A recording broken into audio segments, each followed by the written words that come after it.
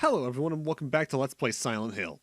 In the last part we got two more of the normal endings, and now we're gonna go into the bad plus ending before we talk about the special ending. So let's start right with the cutscene, right before the final boss, and then skip to the credits.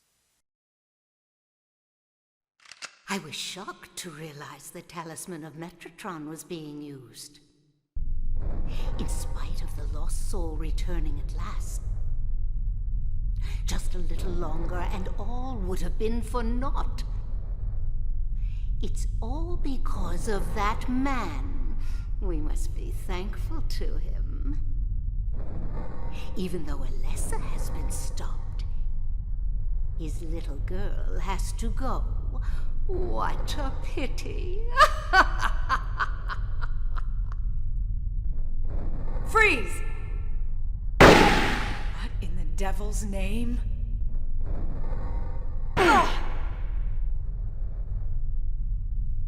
Dahlia. Well, well, well. To think you'd make it this far. Where's Cheryl? What have you done to her? What are you talking about?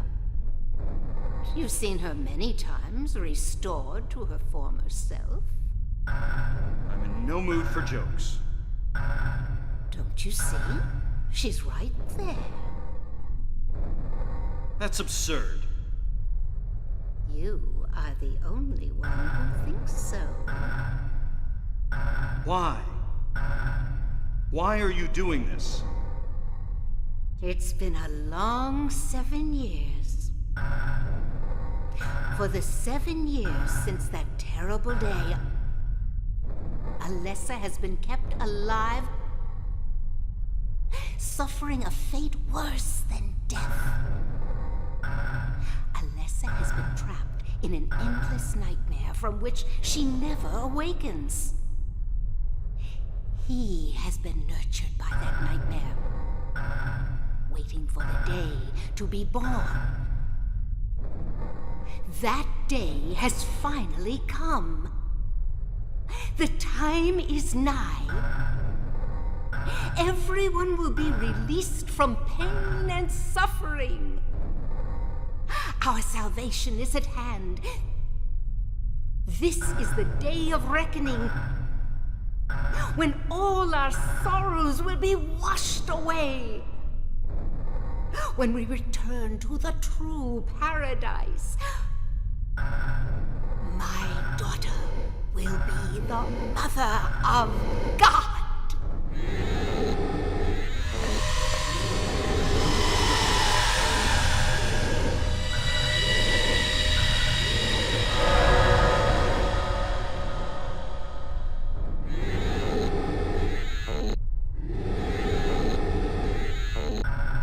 It's awakening. It's awake. Now no one can interfere. Cheryl! Give up. That person no longer exists.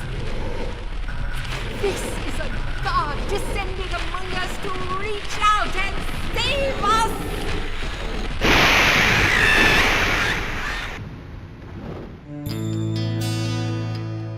From there, that entire ending plays out the exact same as the normal bad ending, to the point where Harry gets on his knees and all that. So we're just getting past that, and we're going to only focus on the cutscene that happens after the credits.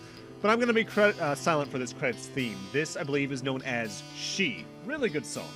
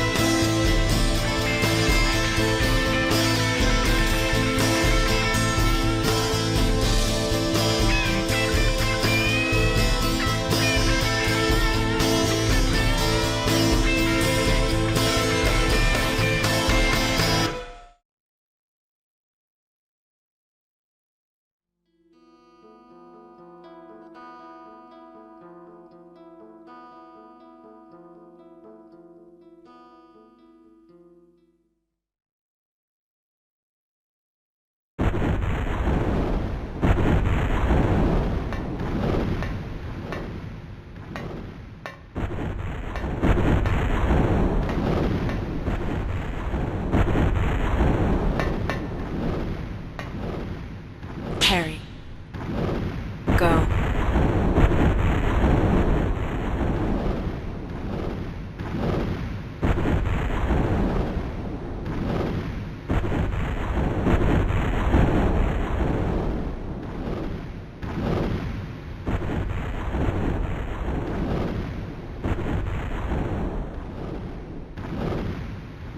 Notably the only one of the main 4 endings that doesn't have an FMV attached to it.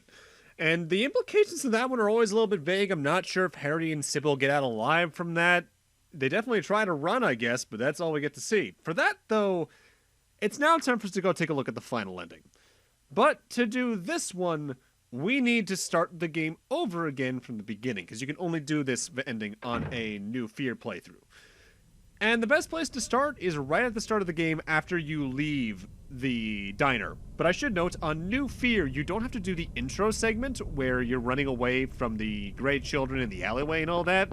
You start right with Harry waking up in the diner. So you skip about a 6-7 minute segment there, making getting the 10-star ranking easier on New Fear, absolutely, on top of the fact that it's required for, I think, the 5 endings you would need, 5 playthroughs you need to do.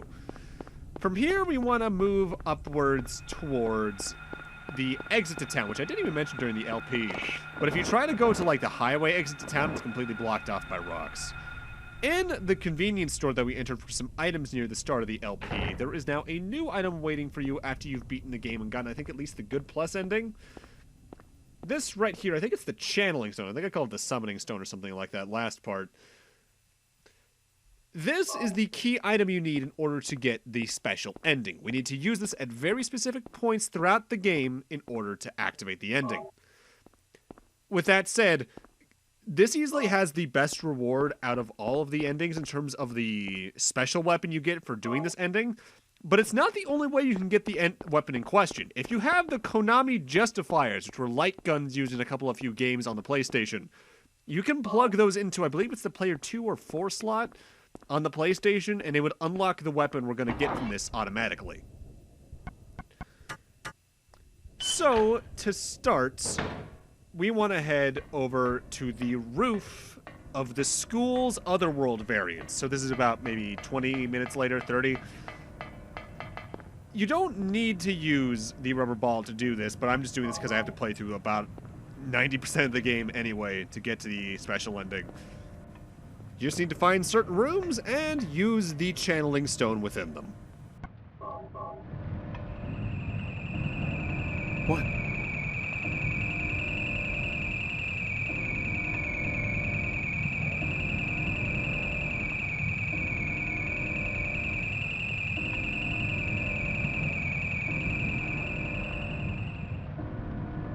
Kinda terrifying in its own right. But I don't remember how you're supposed to figure out which rooms you need to use the channeling stone in.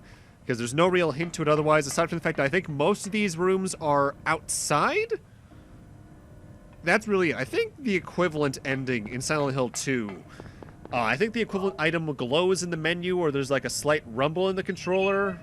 When you reach the rooms, you can use it in something like that, if I remember correctly.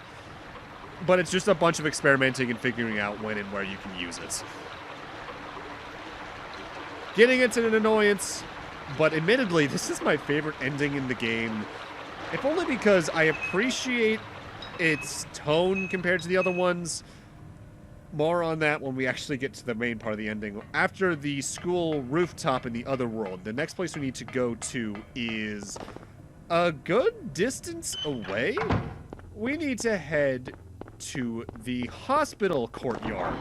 But in particular, on the way to the Moth boss fight. So you have to go past the entire hospital segment. That's a little bit of a jump forward, to say the least, but oh well. I guess it is the only time there's no enemies here as well. What?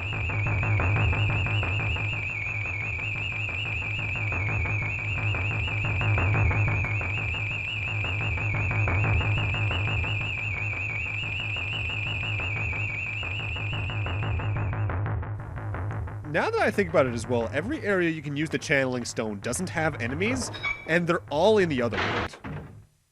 The next place, well actually no, they're not all in the other world, because I just remember the next one is in the courtyard of the motel, which is distinctly not the other world, it's just dark as hell, so we're on the way to the other world at the moment. Anytime that you get here, you can just do this. You only have to do the Kaufman stuff. What?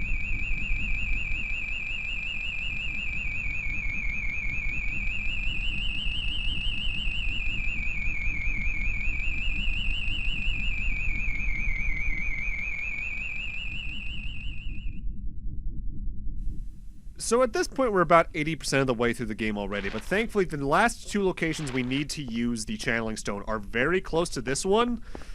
The next one is all the way at the houseboat, which is only about a 3-minute walk, if even, from there. You don't even need to watch this cutscene, so I believe I ended up skipping it.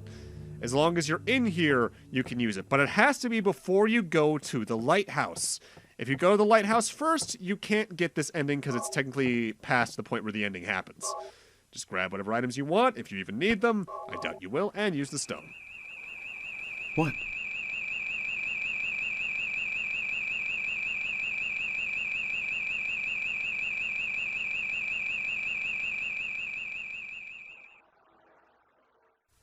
Four down, one to go. The last place you need to use the channeling stone in order to get the special ending is at the very top of the lighthouse. I do kind of find the pacing of where they place these a little weird, because if I recall correctly, even the equivalent endings in Silent Hill 2 and 3, not just Silent Hill 2, places them more interspersed throughout the game, though it does go the entire game's length. Silent Hill 3, though, you only have to get about 60 to 70% of the way through the game in order to get this equivalent ending. What?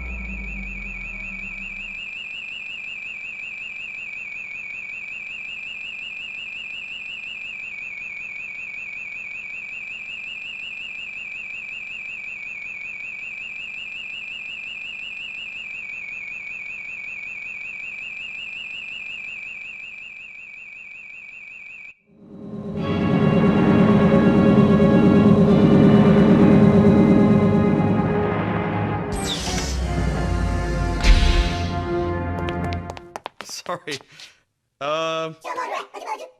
Let me ask you, have you seen a little girl around here? Short, black hair.